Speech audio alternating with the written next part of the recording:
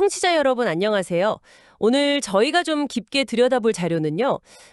최근 대법원의 이재명 전 후보 관련 판결, 그리고 그 정치적 파장에 대한 여러 뉴스 보도 영상들입니다. 네.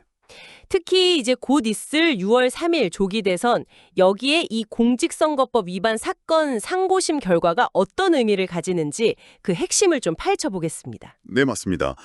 대법원 전원 합의체의 판단 근거부터 시작해서요. 이게 단순히 법적인 문제를 넘어서 유권자들의 선택이나 또 다가올 대선 구도 전반에 어떤 영향을 미칠지 여러 각도에서 한번 분석해 보죠. 네, 법원의 논리하고 또 정치권 반응이 아주 뜨거웠는데 그것까지 한번 균형 있게 보겠습니다. 네, 살펴보겠습니다. 자, 우선 결론부터 좀 명확히 해야 할 것 같아요.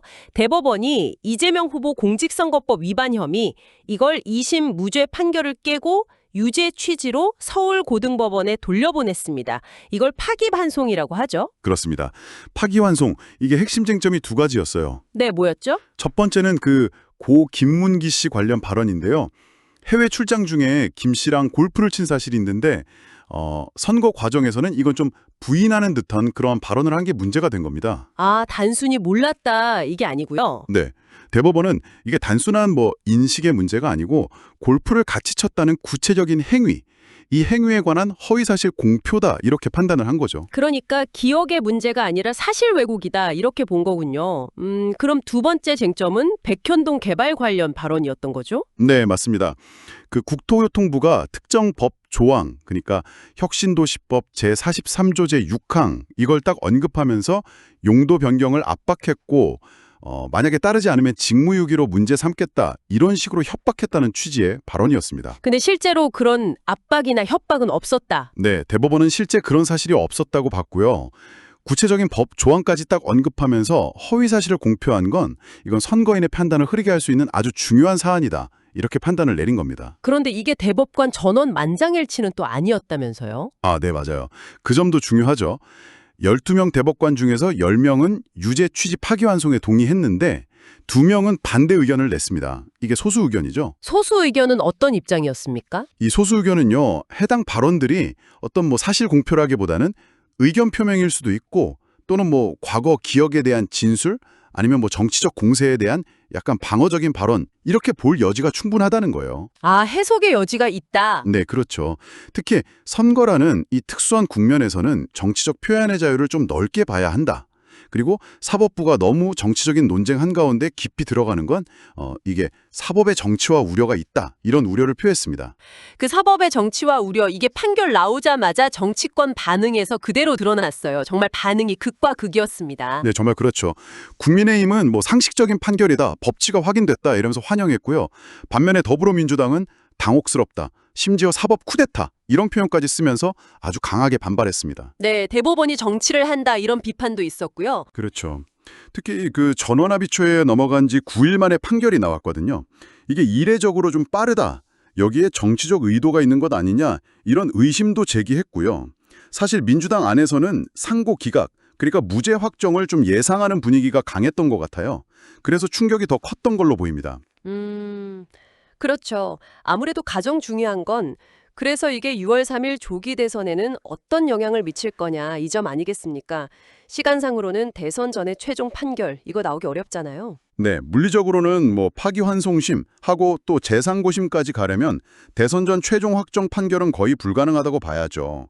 근데 중요한 건 그게 아니고요. 중요한 건 뭐죠? 대법원이 유죄 취지로 판단했다는 그 사실 자체입니다.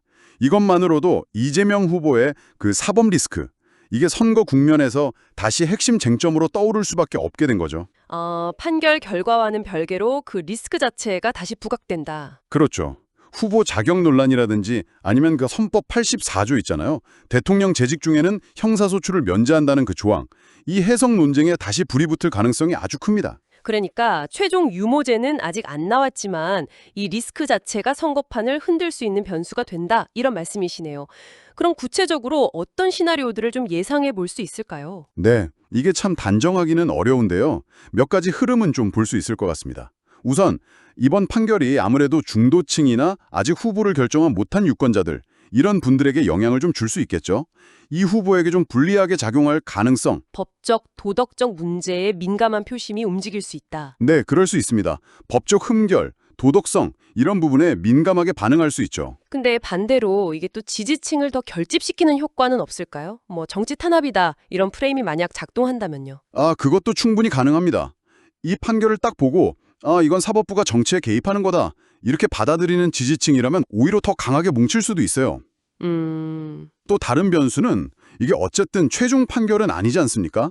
그러니까 아직 유죄가 확정된 건 아니다. 이런 방어 논리가 또 얼마나 먹힐 것이냐 이것도 중요하고요. 그렇죠. 그래서 사법 리스크 공방은 정말 치열하게 벌어지겠지만 실제 표심에는 뭐 제한적인 영향만 미칠 수도 있다. 이런 관측도 가능합니다.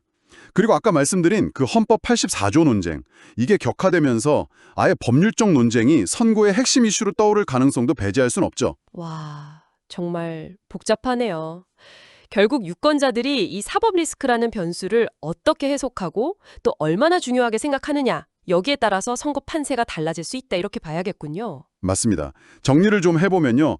대법원의 이번 파기환송 결정은 그 6월 조기 대선이라는 아주 큰 일을 앞두고 상당한 안개 속 변수를 하나 더 추가한 셈입니다. 법적인 불확실성이 그대로 정치적 불확실성으로 이어지는 그런 상황인 거죠. 네, 오늘 저희가 살펴본 자료들이 정말 법원의 판단 하나가 정치 그리고 선거구도 전체를 어떻게 흔들 수 있는지를 아주 잘 보여주는 것 같습니다. 그렇죠. 그리고 아까 소수 의견에서 나왔던 그 표현의 자유와 선거의 공정성 사이에 그 아슬아슬한 줄타기, 또 그 과정에서 사법부의 역할은 어디까지여야 하는가, 이런 고민은 앞으로도 계속될 것 같습니다. 네, 정말 중요한 지적입니다. 선거 과정에서 후보자의 발언 어디까지 허용해야 하는가. 네, 그리고 사법적 판단은 정치 영역의 어느 선까지 개입하는 게 적절한가, 이런 근본적인 질문들. 오늘 저희 이야기를 들으시면서 청취자 여러분께서도 한 번쯤 깊이 생각해 보시는 그런 계기가 되었으면 좋겠습니다.